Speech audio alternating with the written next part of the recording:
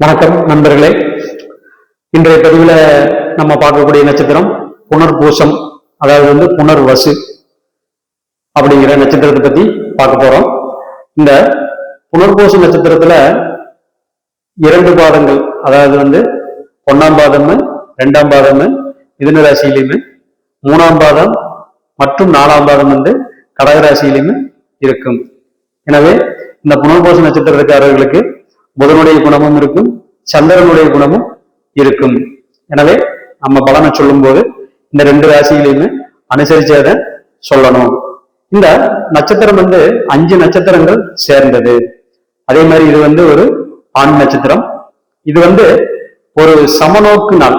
சமநோக்குன்னு சொன்னோம்னா என்னன்னு கேட்டீங்கன்னா, ஆரவாரமும் இல்லாம பந்தாவும் இல்லாம எதையுமே வாழ்க்கையினுடைய தத்துவத்தை யோசனை பண்ணி முடிவெடுக்கக்கூடிய ஆட்களா இருப்பாங்க.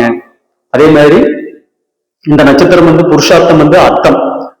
அர்த்தம் அப்படின்னு சொன்னோம்னாலே செல்வம் பணம்னு அர்த்தம். அப்போ பொதுவா இந்த நட்சத்திரக்காரர்களுக்கு பொருள் பற்று ரொம்ப அதிகமாக இருக்கும், குடும்பத்து மேல பற்று அதிகமாக இருக்கும், அதிகமா பேசக்கூடிய தன்மை இருக்கும், அடுத்தவங்களுக்கு உபதேசம் பண்ணக்கூடிய தன்மை அதிகமாக இருக்கும்.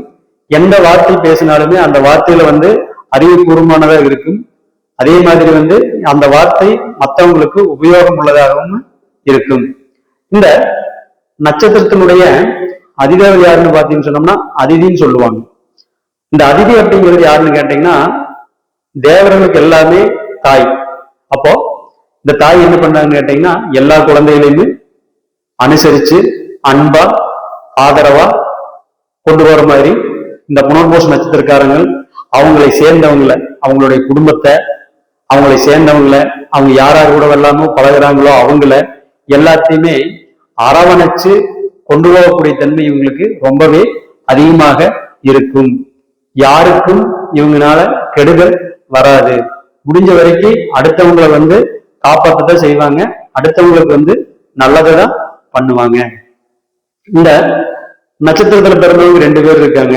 ஒண்ணு காமதேனு, இன்னொருத்தர் யாருன்னு பாத்தீங்கன்னு சொன்னோம்னா ஸ்ரீராமர். அப்போ இந்த காமதேனு என்ன பண்ணுதுன்னு கேட்டீங்கன்னா, எல்லா தெய்வங்களும் அந்த காமதேனுக்குள்ள இருக்கு. அதே மாதிரி எல்லா விதமான தெய்வாம்சங்களும் தெய்வ எண்ணங்களும் நீதிகளும், அதே மாதிரி அடுத்தவங்களுக்கு உபதேசம் பண்ணக்கூடிய எண்ணங்களும் அறிவும் எல்லாமே இந்த நட்சத்திரத்துக்குள்ள இருக்கும், இந்த நட்சத்திரக்காரங்களுக்கும் இருக்கும். இந்த காமதேவனுடைய மடி பாத்தீங்கன்னு சொன்னோம்னா எல்லாத்துக்குமே பால் கொடுத்து எல்லாத்தையுமே காப்பாத்துறதுனால இந்த புனர்பூச நட்சத்திரம் அப்படித்தான். அவங்கள்ட்ட இருக்கக்கூடிய செல்வங்களை மற்றவங்களுக்கு பகிர்ந்தளிக்கக்கூடிய தன்மை இவங்களுக்கு அதிகமாக இருக்கும். தனக்குன்னு சொல்லிட்டு பெருசா எதுவும் வச்சுக்க மாட்டாங்க. அதே மாதிரி பொதுவாக இவங்களுக்கு அடுத்தவங்களுக்கு கொடுத்து உதவக்கூடிய பரோபகார தன்மை அதிகமாக இருக்கும். அதே மாதிரி ஸ்ரீராமர், இந்த நட்சத்திரத்துல பிறந்தவர் ஸ்ரீராமர்.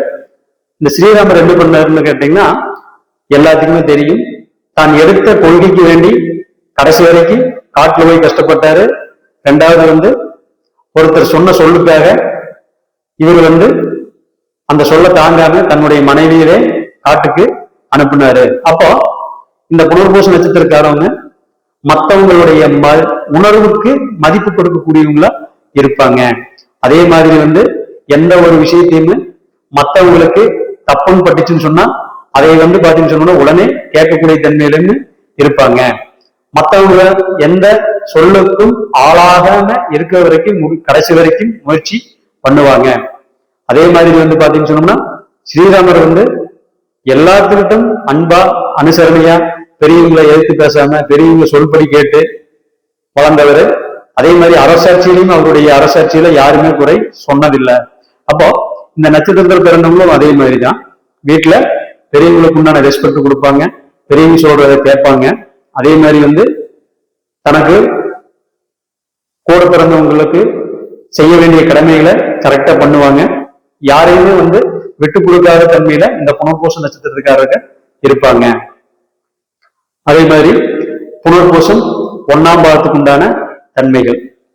புனர்பூசம் 1ஆம் பாதத்துல என்னைக்குமே உணர்ச்சிகரமா இருப்பாங்க. எப்பவுமே ஒரு எமோஷனல் பேர்வழிகளா இருப்பாங்க. எதையுமே டக்குன்னு எடுத்ததையுமே செய்யக்கூடிய தன்மை அதிகமாக இருக்கும்.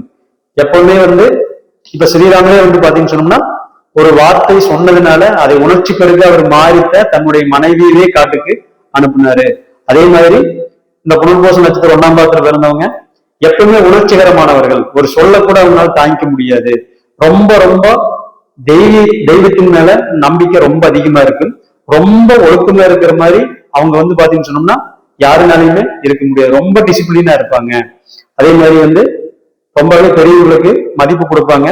எந்த வேலையுமே உடனுக்குடன் முடிக்கக்கூடிய தன்மை இந்த புனர்பூசம் 1ஆம் பாதத்துக்கு உண்டு.